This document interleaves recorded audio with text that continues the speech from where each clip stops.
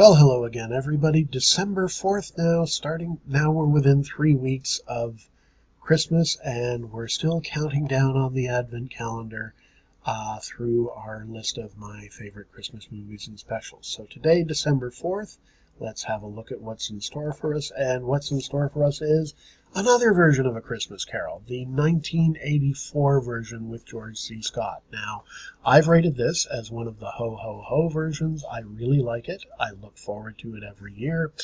I usually watch it once, but it's a film that if I weren't to see it, it's not as if it wouldn't be Christmas without it. Now, a lot of people disagree with me, and as a matter of fact, a lot of people do believe that this is the best version of A Christmas Carol ever filmed. It's certainly one of the most faithful to the Dickens novel. Now, I really enjoy this version, although Scott seems to be an unlikely choice for Scrooge. He actually pulls the character of Scrooge off very nicely. Now, we're going to be talking a bit through this series about different interpretations of Scrooge's character, different spins on Scrooge. So, Owen simply plays him as a crusty old fart, like he's just become a miserable old man, and his memory just needs a little jogging, and he's reminded that Christmas is not such a bad time. And that seems to be the way the 1938 version wants to see Scrooge. This 1984 version, now this is a film made in the height of what was considered to be the age of the yuppie, and people were very concerned that at the time that one of the sort of social movements that explained the zeitgeist of the time were these yuppies, these young professionals who were very concerned with acquiring wealth and becoming very filthy rich and doing nothing but. Scott's interpretation of the character of Scrooge, I think, fits that zeitgeist very nicely. He plays Scrooge as not necessarily an evil character, but a ruthless character. When he,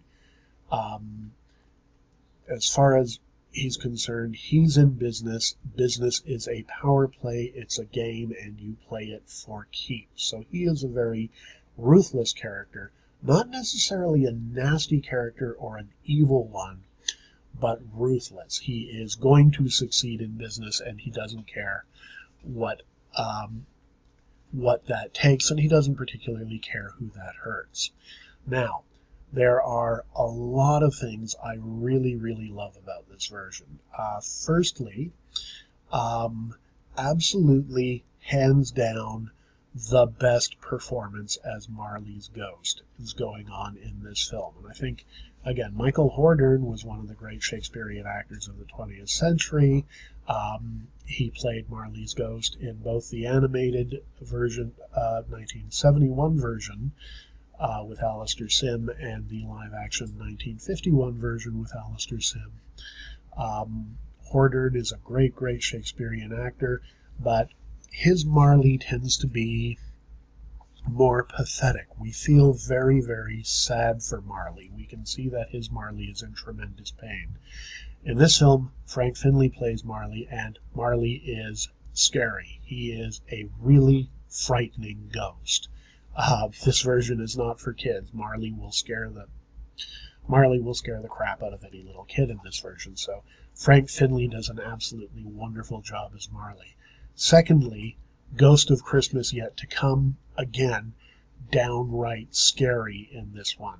When he shows up, they play some very eerie music on the soundtracks, and the ghost has some very unnatural movements. He seems to glide around, and it's really quite freaky to watch. Very scary Ghost of Christmas Yet to Come. Tie here for Best Ghost of Christmas Present.